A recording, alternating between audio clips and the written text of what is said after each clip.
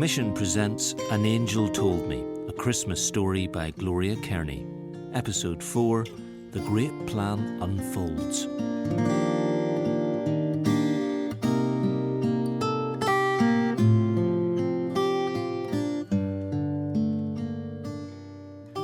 The crowds who had come to Bethlehem for the census soon dispersed to their own towns and villages, and Mary and Joseph were able to move into a small house until their newborn baby would be old enough for the long journey back to Nazareth.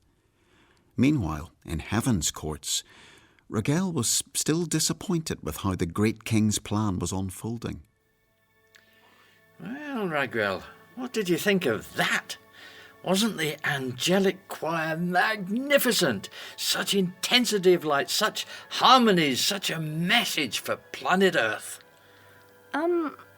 Yes. Yes, I'll give you that. I did enjoy listening to them. I know I would have preferred the whole host of angels to have appeared, but maybe it would have been too much for those puny shepherds they sang to.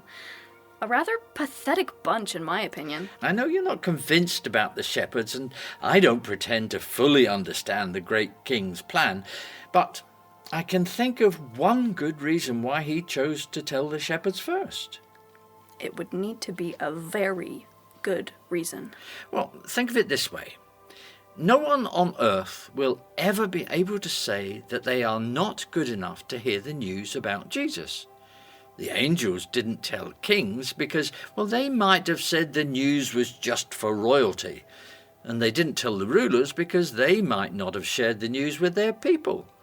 The angels told shepherds because the good news about Jesus is for everyone.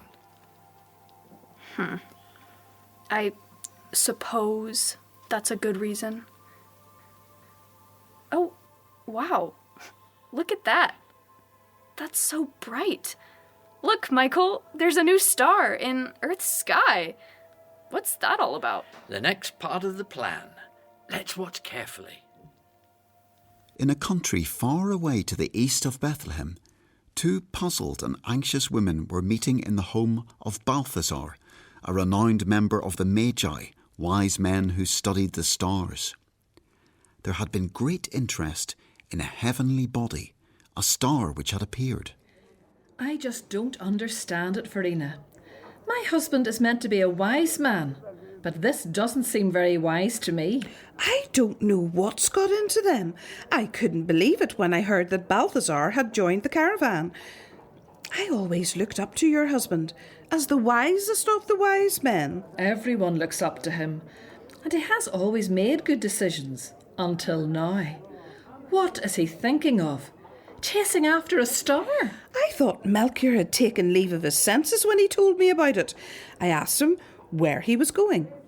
He said he didn't know. I asked him why he was going. He said he had to find a newborn king. Because they'd seen a new star in the sky.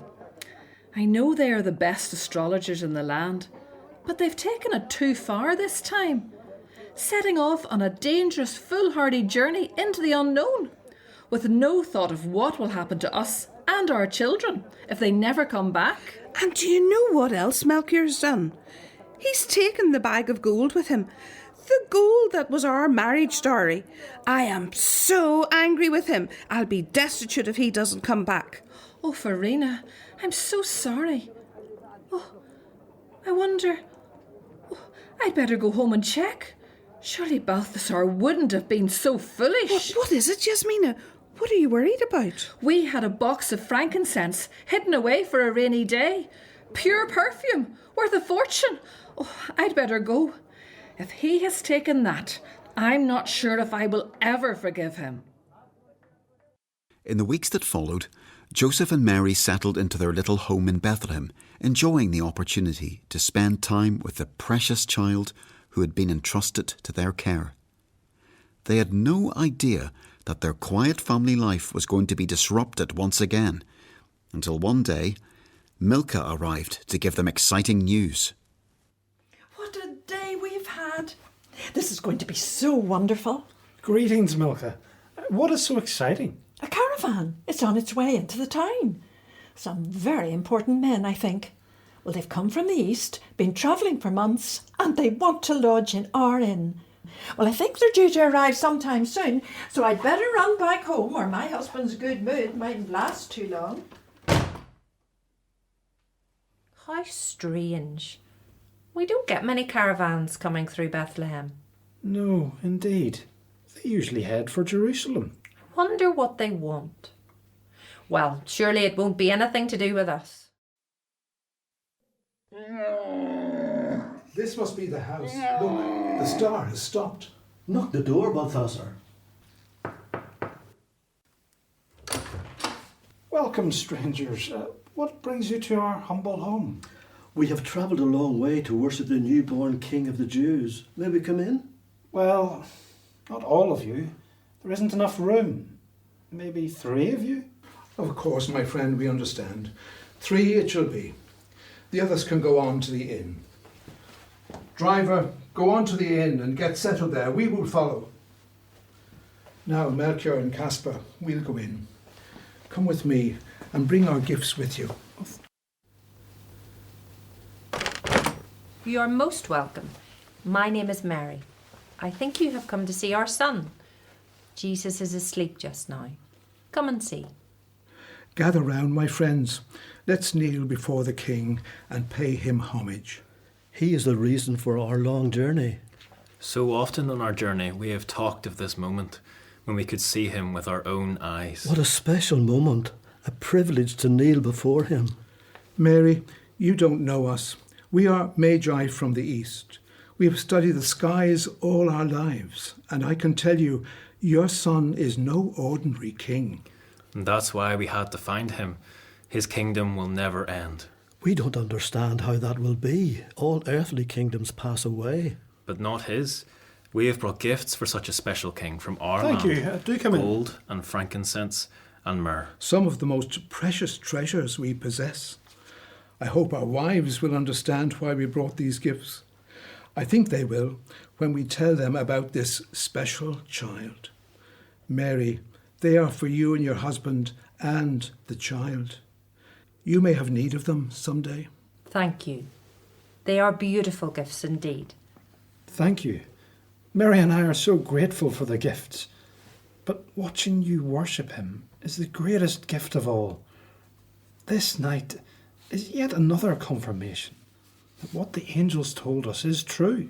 We don't understand it all either, but we must trust our God that he has a plan worked out for our little son. It's late. We must go now and let you rest. Maybe some of the others could come and see him tomorrow before we set out on our journey. Your God has warned us in a dream that we have to go home a different way. King Herod told us that he wished to worship the child, but we don't trust him. We trust your God. May God himself guide you on your way and protect you from all harm. Good night, my friends. Good night. Good night. God then told the couple that they should go to Egypt and wait for the death of Herod, the evil king of Judea, who wanted to kill their child. Years passed by, and once again Mary travelled to Judea to visit Elizabeth, bringing Jesus with her to meet his relatives. Mary, it's lovely to see you again, and I'm so pleased you've brought Jesus to meet us. It's been a long time. Let the boys play together outside. John, could you bring Jesus to see where you and your father found the wild honey? But don't go any further. Yes, Mother. Elizabeth, so much has happened since we last sat here. Now, I want to hear all your news. One of our other cousins told me that your son was born in Bethlehem. I felt sorry for you having to make that long journey, so close to being delivered. Yes, it wasn't easy, and I certainly wouldn't have chosen to give birth in a stable.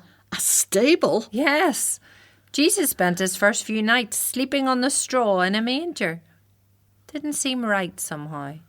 God's ways are not our ways, Mary. Oh, I know that. But it was all a bit strange. Shepherds and angels and magi from the east. That caused quite a stir in Bethlehem. Camels and rich clothes and exotic treasures. Seeing them kneel to worship Jesus was very moving. But you must still have been living in Bethlehem when Herod gave the orders for all the young boys in Bethlehem to be slaughtered. Such a cruel thing. How did you escape? Soon after the Magi left, Joseph had a dream in the night. An angel told him that we were to get up and flee into Egypt, and we were to stay there until we were told to return.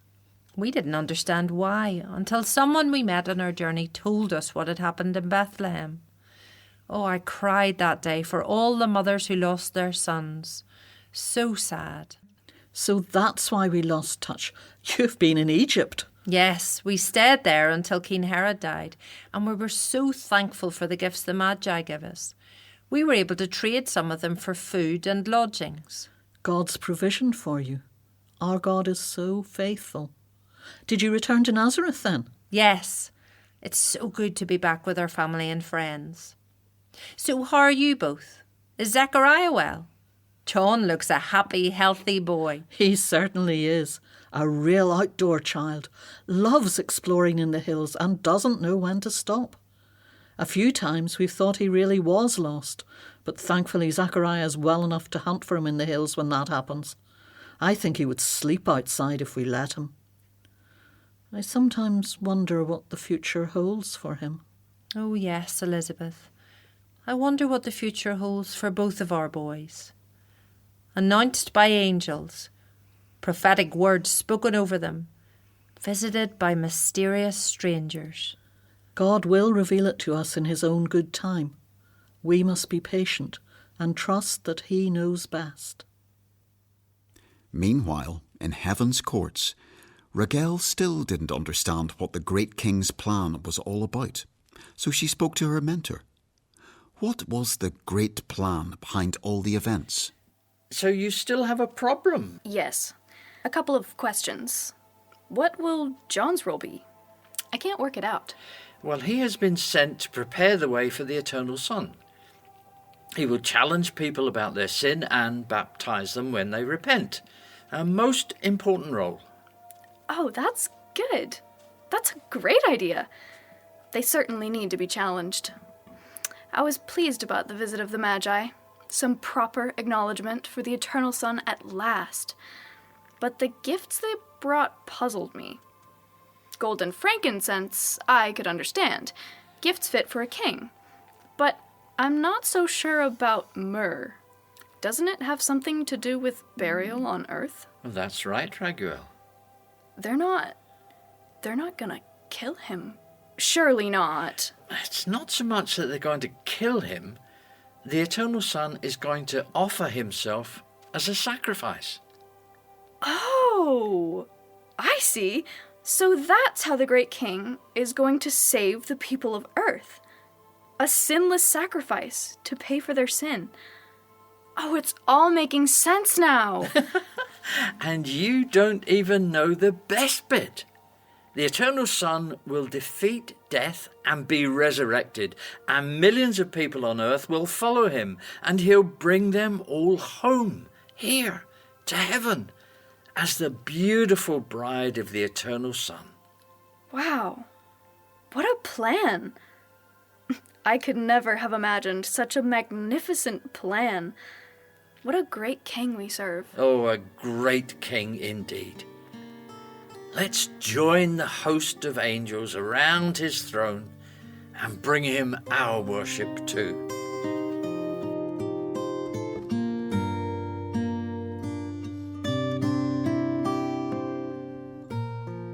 An Angel Told Me was written by Gloria Kearney and acted by members of the Commission Radio Bible Drama team. The programme was produced at Commission Studios in Belfast.